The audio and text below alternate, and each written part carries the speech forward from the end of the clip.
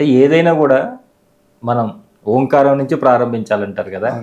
అంటే ఈ ఓం అంటే ఏంటి, అసలు ఓంకారం నుంచి ప్రారంభించాలని ఎందుకు అనుకుంటారు? అంటే మీకు వారు ఇచ్చిన సందేశం. అయితే ఇదే విషయం మీద, ఓంకారం మీద నేను స్వామికి అడిగాను. అంటే పార్వతీ పరమేశ్వరుడు నా స్వామి, నా గురువు, అన్నీ అతనే. నాకు ఏది కావాల్సి వచ్చినా అతనికే అడుగుతాను. మీరు నమ్మండి నమ్మకపోండి నాకు కాదు. అతనికి స్వామికి అడిగాను, స్వామి ఈ ఓంకారం అంటే ఏమిటి అని. ఏం లేదు నైనా, ఇప్పుడు కమలం, నీటిలో కమలం ఉంటుంది, మనకి పైకి కమలం కనబడుతుంది. ఆ కమలం సూర్యుడు తాలూకా కాంతి వల్ల అది విప్పారుతుంది అంటారు, కానీ దానికి పెరగడానికి అవకాశం లేదనుకోండి, అది మొగ్గగా లోపలికే పడిపోద్ది తప్ప బయటికి విప్పారదు. విప్పారినప్పుడే మనం సూర్యుని చూస్తాం, కళ్ళు ఇప్పినప్పుడే మనం సూర్యుని చూస్తాం. కళ్ళు ఇప్పకపోతే మనం అలాగే సూర్యుని చూడలేం కదా. అలాగే ఈ కాండం, దాని తాలూకా ఆ యొక్క కమలం తాలూకా కాండం లోపలే ఓంకార శబ్దమే ఉంటుంది. మీరు మీ ఇష్టం వచ్చిన విధంగా ఎత్తుక్కోండి కావలిస్తేనే, అందులో ఓంకారం ఉంటుంది సుమా.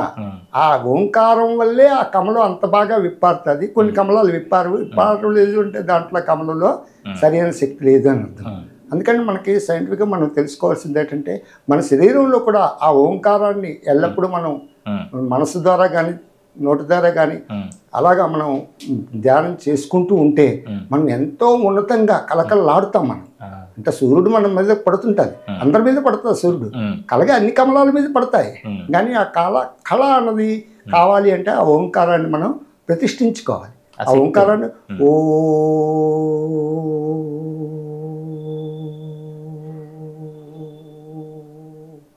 అంటూ నోటితో అని, తర్వాత మనసు ద్వారా అని, అలాగా మనసు ద్వారా అలాగ ఉంచుకుంటే ఆ ఓంకారం అలాగా ఉజ్వలం అయిపోద్ది లోపలే.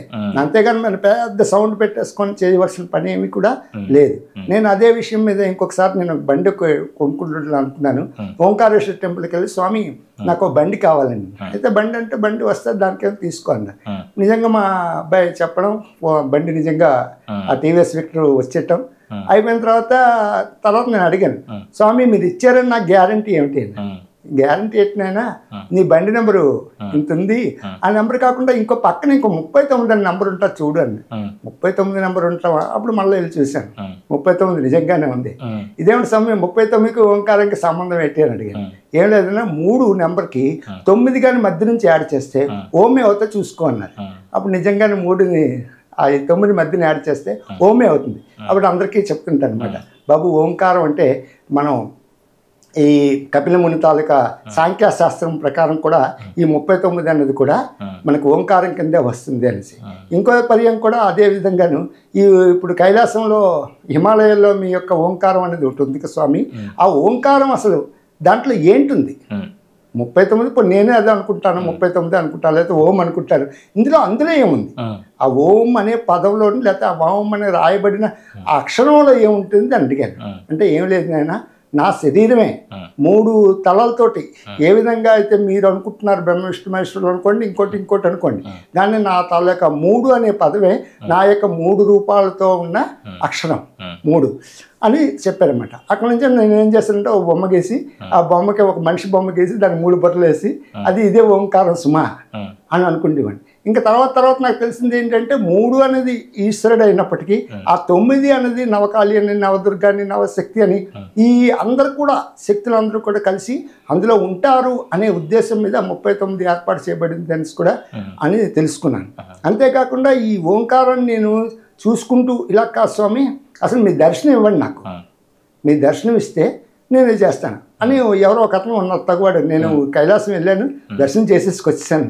ఇదేంటి నువ్వు దర్శనం చేసుకుని అలాగొచ్చావు, సరే నేను వెళ్తాను అని నేను ఒకసారి మనసు ద్వారా, కళ ద్వారా, మనసుకి కళకి స్వప్నానికి ధ్యానానికి అన్నిటికీ కల్పిసి ఒకరోజు కైలాసానికి బయలుదేరి స్వామి నీకు దర్శనం నాకు కావాలండి. వెళ్తే ఆకాశంలో రాకెట్ ఏ విధంగా వెళ్ళిపోద్దో అలాగే వెళ్ళాను. కానీ అక్కడ అంతా మంచిగా కనబడుతుంది తప్ప ఎటువంటి రూపం కానీ లేకపోతే ఇంకో అక్షరం కానీ ఓంకారం కానీ ఏమీ కనబడటం లేదు అక్కడ. ఇదేంటి స్వామి ఇది అంతా మంచిగా ఉంది, ఇప్పుడు మంచిగానే వెళ్తే బండి వెళ్తాయి మనకి, రోడ్డు మీద మంచి కనబడతాయి, రోడ్డే కనబడుతుంది, ఇంక మన లోపలికి వెళ్తాం. అలాగా లోపలికి వెళ్ళలేకపోయాను. అప్పుడు నాకు ఓ డౌట్ వచ్చింది, అమ్మో ఇలాగైతే ప్రమాదం, ఇటు వెళ్ళాము అటు వెళ్ళాము, మన వెనక్కి కూడా వెళ్ళాం కదా. అందుకని ఇలా నమస్కారం పెట్టి, స్వామి నాకు కనీసం ఇక్కడ కూర్చోడానికి చిన్న స్థలం ఇవ్వండి అంటే, పార్కుల్లో ఎలాగైతే చిన్న బెంచీ లాగుండి ఉంటుందో, స్టోన్ బెంచ్ ఉంటుందో అలాగే చిన్న బెంచీ ఇచ్చారన్నమాట. ఇస్తే అప్పుడు ఆ బెంచీ మీద కూర్చొని ఓం నమః శివాయ, స్వామి ఇంతవరకు నాకు కనీసం ఇక్కడ కూర్చోడానికి నాకు ఒక ప్లేస్ ఇచ్చారు, అది చాలా సంతోషం అనేసి వెనక్కి వచ్చేసాను. వచ్చేసిన తర్వాత మళ్ళీ ఇంకొన్ని రోజులు పోయాక మళ్ళా స్వామి మీ దర్శనం ఇవ్వండి, అందరూ తీసుకుంటున్నారంటే నాకెందుకు దర్శనం ఇవ్వరు, మీరు ఏది అడిగితే అది ఇస్తున్నారు, ఏది కావాల్సి అది ఇస్తున్నారు, ఈ దర్శనం ఇవ్వండి. సరే నాయన అనేసి అంటే మొత్తానికి ఈశ్వరుడు లోకానికి వెళ్ళాను. వెళ్ళిన తర్వాత ఈశ్వరుడు దర్శనం ఇచ్చారు. ఆ పైన కూడా కొండ మీద ఇప్పుడు మనకి పర్వతాలు కనబడుతున్న పర్వతాలు కావాలి, ఆ పర్వతాల మీదనే ఉంటారు. ఆ పర్వతాల లోపల కూడా ఇంకో రూపం కూడా ఉంటుంది. అంటే ఈశ్వరుడు అనేక రూపాలు, ఒక ఆత్మ అన్నమాట. ఇప్పుడు షిరిడి సాయిబాబా అంటారు, సత్యసాయిబాబా అంటారు, వీళ్ళు వాళ్ళ తలకు రూపాలే అనేక గుళ్ళు కింద అనేక దీని కింద పడతాయి. అలాగే అతని తలకు రూపం ఆ పైన లోపల కూడా ఈశ్వరుడు రూపమే ఉంది. ఆ పక్కనే అమ్మవారు కూడా, ఆ ఈశ్వరీదేవి కూడా ఉంది. ఆ పక్కనే లక్ష్మీదేవి కూడా 2 కలవ పూలతో ఉంది. అందులోనే ఒక సైడ్కి దుర్గాదేవి కూడా ఉంది. అంటే ఆ లోపల ఆ సొరంగం అంటే మనకి కనబడుతుంది మంచు కాదు, లోపల కొండ అనమాట. ఆ కొండ లోపల గృహంలో ఈశ్వరుడు, పార్వతీదేవి, లక్ష్మీదేవి, దుర్గాదేవి కూడా ఉంటారు. అందుకని అప్పుడు వాళ్ళని ఎప్పుడు కూడా రోజు కూడా ఒకసారి అవసరం ఉన్నా లేకపోయినా ఒకసారి దండం పెట్టుకుంటుంటాను. దండం పెట్టుకుంటే మీరు ఇక్కడ బాగానే ఉన్నారు, బాగానే ఉంది, ఇంకెక్కడెక్కడ ఉంటారు అంటే ఒకసారి చెప్పడం, ఇంతకుముందు టీవీలో చెప్పడం జరిగింది. ఏంటంటే ఎక్కడ పడితే అక్కడ తిరుగుతూ ఉంటారు. ఎక్కడ కళ్యాణం, పార్వతీ పరమేశ్వరుల కళ్యాణం ఏ గుడిలో జరుగుతుందో శుభ్రంగా అంటే కరెక్ట్గా జరిగితే అక్కడ ఆ పార్వతీ పరమేశ్వరులు తిరుగుతారు అనేసి తెలుసుకున్నాను. ఇలాగే మన హైదరాబాద్లో ఒక దగ్గర ఈ రామనగర్ ఏదో ఉండేది, అక్కడ కూడా ఈశ్వరుడి కోయిల్లో కళ్యాణం జరిగింది. ఆ కళ్యాణంలో కూడా వాళ్ళిద్దరూ వచ్చినట్టు స్వప్నంలో చూశాను, చాలా సంతోషం అనుకున్నాను. అలాగే మా ఓంకార్ టెంపుల్లో కూడా ఎవరో ఒక బ్రాహ్మణులు అతను చాలా శుద్ధిగా చాలా చక్కగా మంత్రోచ్చరణ చేస్తూ మంచి బాగా అతను చెప్పడం జరిగింది. ఆవిడ కూడా పార్వతీ పరమేశ్వరులు రావడం జరిగింది. ఆ విధంగా కూడా నేను దర్శనం చేసుకున్నాను. అదంటే నేను దర్శనం చేసేసుకున్నాను, నేను గొప్ప చెప్పటం లేదు, స్వప్నంలో నేను చూసి చెప్తున్నాను. అంతేగాని నా కళ్ళతోటి శరీరంతో నేను చూసేసాను ఓహోహో అని నేను గొప్ప చెప్పటం లేదు. ఇది ఓంకార తాలూకా తత్వాన్ని చెప్తున్నాను. ఓంకారం అనేది ఎల్లప్పుడూ ఉంది, ప్రతి శరీరంలోని ప్రతి చెట్లో పొట్లో అన్నిట్లో కూడా ఉంది.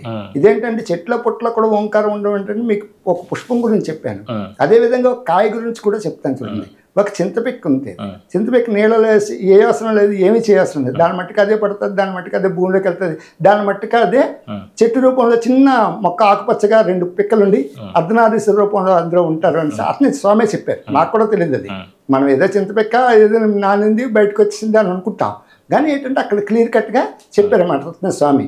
అదిగో ఆ చింతపిక్కలో కూడా నేనే ఉంటాను సుమా, ఈ వేరే కాదు, చింతపిక్క వేరే నేను వేరే కాదు, ఆ మొక్కగా ఉండి అదే మానుగా మారుతుంది, అదే అందరికీ అన్ని ఇస్తుంది కదా, అదే నీడని కూడా ఇస్తుంది, అన్నిటికీ పుట్టకి అన్నిటికీ కూడా అదే పనిచేస్తుంది, అన్నిటికీ అది పని, చెట్టుకి అదే పుట్టకి అదే అన్నిటికీ అదేను, నీడకి అదే అన్నిటికీ అదే కదా, అది నేనే వేరు కాదు, చెట్టు వేరు నేను వేరు, నువ్వు వేరు నేను వేరు అనడం అది అబద్ధం.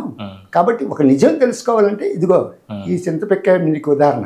ఇదే కాదు, ఒక చెలగ పలుకుని తీసుకో, లేత చెలగ పలుకుని తీసుకో, తెలగ తీసుకుని తొక్క తీసి చూడు, అందులో 5 రంగులతో ఉంటాను, అదే నేను సదాశివుడి రూపం కూడా. అలాగా ప్రతి జీవిలో కూడా ప్రతి వస్తువులో కూడా నేను ఉంటాను, నన్ను ఎందులో చూసినా నీకు అందులో కనబడతాను అని నాకు ఒక ఉదాహరణగా ఇచ్చి ఆ విధంగా చెప్పారన్నమాట. ఆ విధంగా నేను ఓంకారాన్ని తెలుసుకోగలిగాను.